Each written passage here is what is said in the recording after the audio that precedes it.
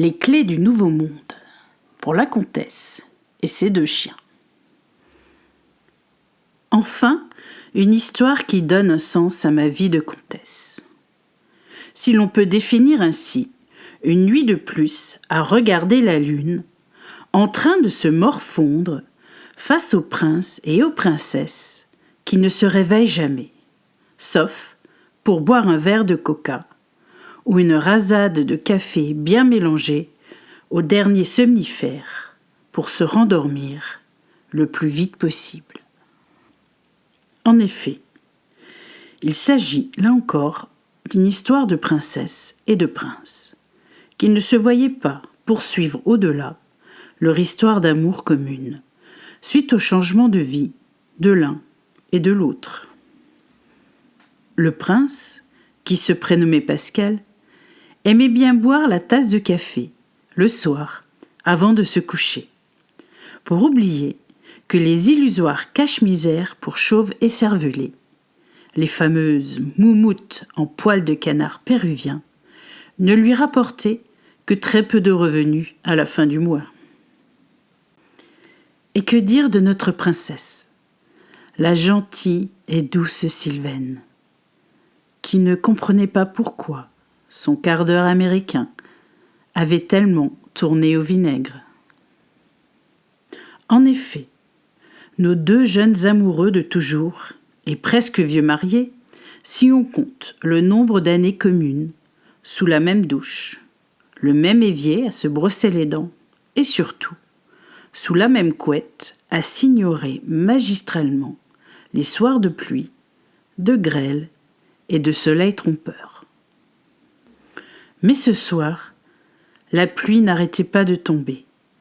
Il faisait très sombre à l'extérieur. La lune ne parvenait que difficilement à faire disparaître les nuages noirs qui l'empêchaient de réveiller le matou, en chasse automnale, face à la souris, en recherche d'un puits bien au chaud pour l'hiver à venir.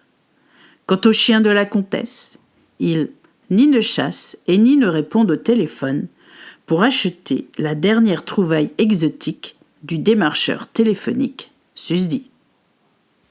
Ainsi, le vendeur de moumoutes se trouvait fort dépourvu lorsque la charrue de victuailles du supermarché local se retrouvait face à la caissière en manque de temps, elle également, pour panser ses plaies ouvertes aux mains, à force de trier le jambon écarlate et la vaisselle peu reluisante en promotion ce mois-ci.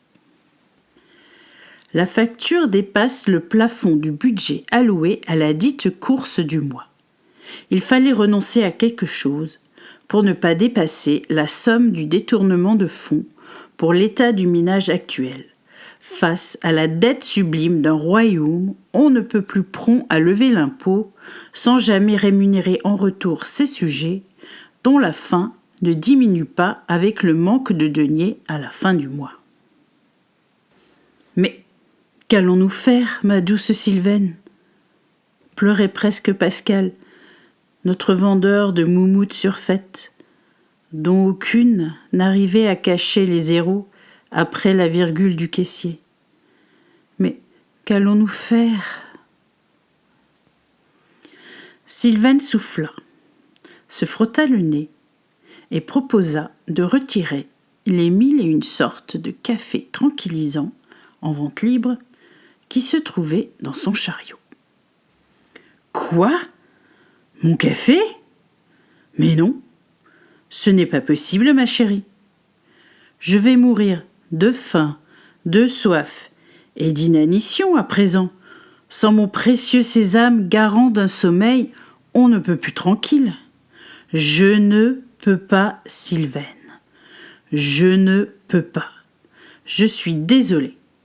Retirons plutôt la moussaka et le navet géant. De toute manière, je n'aime pas cela. Ok, faisons cela. Et notre jeune vieux couple, en matière de dépenses non prévues à faire, se retrouvait en bonne posture face au porte-monnaie. Mais alors, face à la relation du couple, je ne sais pas si le fait de sublimer le café face au mirifique potentiel d'une moussaka, du traiteur maison, de la galerie marchande du supermarché, et d'un navet on ne peut plus gustatif, allait satisfaire la vision du monde de notre chère Sylvaine, qui n'en pouvait plus des simagrées de son Pascal, pour trouver un sommeil qui ne l'apaisait absolument pas. Il passait ses nuits à hurler au loup, semblant chasser l'intrigant et le canard, au milieu d'un étang de monstres anciens et nouveaux dans son monde à lui. Sylvaine ne dit rien, continua sa route, son chemin, ressassant sans cesse sa moussaka et son navet perdu, qui lui firent tant défaut dans l'apport nutritif du repas familial de la semaine et du mois, car avec une moussaka de 2 kilos, on en fait des repas. Et je ne parle pas du navet qui remplit l'estomac le lundi en ratatouille, le jeudi en soupe et le samedi soir en purée douce et mélodieuse, au beau milieu du salon, rempli d'invités surprises. Mais comment Pascal pouvait-il ainsi priver son épouse de toujours, ou presque, de sa moussaka et de son navet, sans se mettre à ignorer ses propres sentiments envers elle? Cela n'était pas possible. Sylvaine se devait de réagir, mais non. Elle pleurait en silence sur son sort, rongeant son frein en marchant dans la maison, à la recherche du petit plus journalier, pour égayer ces plats de femme peu aisés et sans le sou, selon Pascal, qui dut ainsi sacrifier ces 2 éléments du budget routinier sur son chariot de course aussi rituel que possible. Pascal avait déjà oublié ce problème de navet et de moussaka, alors qu'il sirotait chaque soir son café somnifère, sans prendre garde à la mine triste et déconfite de sa princesse si habituelle qu'il ne la connaissait même plus.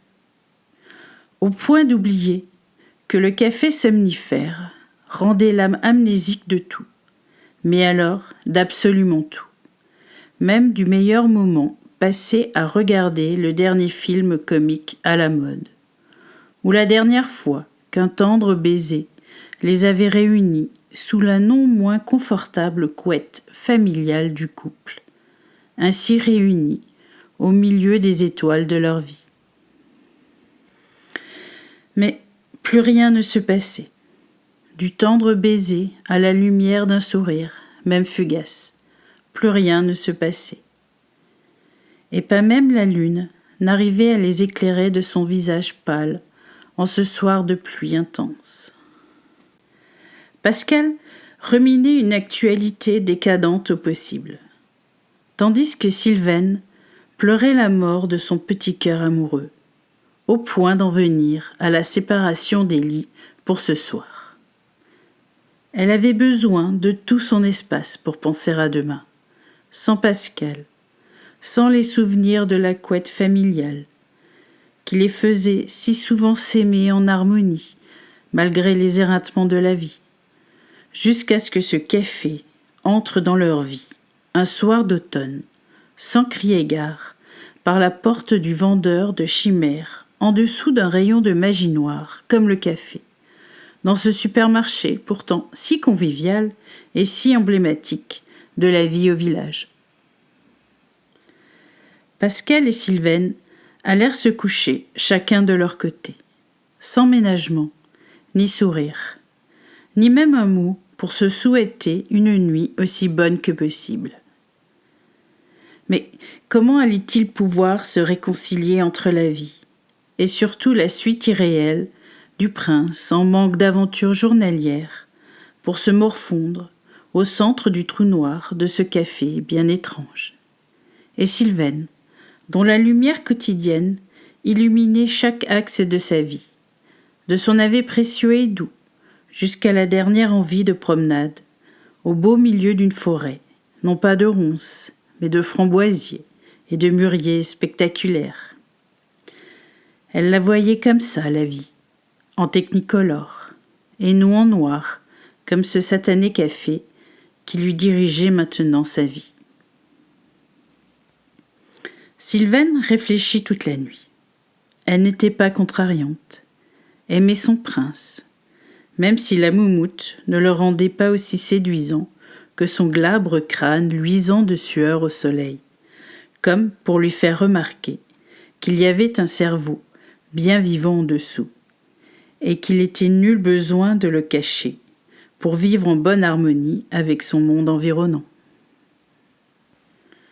Mais l'avait-elle seulement dit à Pascal qu'elle le préférait en mode chauve plutôt que présentateur télé peu fier de sa chute de cheveux soudaine? Mais non. Comment pouvait-il le savoir alors? Et ainsi de suite. Toute la nuit, elle se mit à vénérer ses pensées, pour autant de justesse d'un coup. Il aura fallu d'un navet et d'une moussaka en moins pour revenir à la raison du plus clair des jours sur terre. Ainsi, le lendemain matin, Sylvaine prit le temps de se pomponner en silence pour ne pas réveiller son prince dormeur. Le bel amant au bois dormant, aimait-elle à le décrire parfois. De son côté, Pascal n'avait pas bien dormi, malgré le noir de son café dormeur. Mais au fait, il en avait oublié sa tasse sur le buffet. Il ne l'avait pas bu. C'est pour cela que... Que quoi, se disait-il? J'ai bien dormi en fait. Et sans erreur de ma part, pas de rêve étrange à mon compteur pour transpirer de peur ce matin. « Sylvaine Pascal !» s'écrièrent-ils en même temps. Les femmes d'abord. « Non, toi mon chéri, s'il te plaît. »« Bah, si tu veux, ma princesse. »« C'est décidé. J'arrête le café qui sert à rien. À part me faire dormir sur mes acquis et mes prétentions de bel homme, marié à une femme aussi étonnante que toi. La prochaine fois, double ration de navet ou de moussaka. À voir, selon la promo. Pas besoin, Pascal. Sinon le fait que je sois ravie de ta décision de stopper le souffre-douleur du mortel ennui que nous apprécions tant ensemble, les soirs de pleine lune, à se demander si demain sera gris, beau, ou encore noir de monde à la cafétéria du supermarché. On arrête le navet et la moussaka, car je n'en ai pas vraiment besoin en si grande quantité. Revenons à l'essentiel. Nous deux. On trouvera bien une combine pour remplir le vide laissé par la facture et la pièce de monnaie en trop dans le porte-monnaie. Peut-être pourrions-nous évoquer une mise à distance de quelques jours, pour une sérénade romantique, auprès du vieux chêne de la forêt de nos vacances, sous une couette maison et dans la lueur de la lune, aussi blanche que le soleil est doré, pour nous donner l'inspiration de notre vie future. Qu'en penses-tu? Parfait.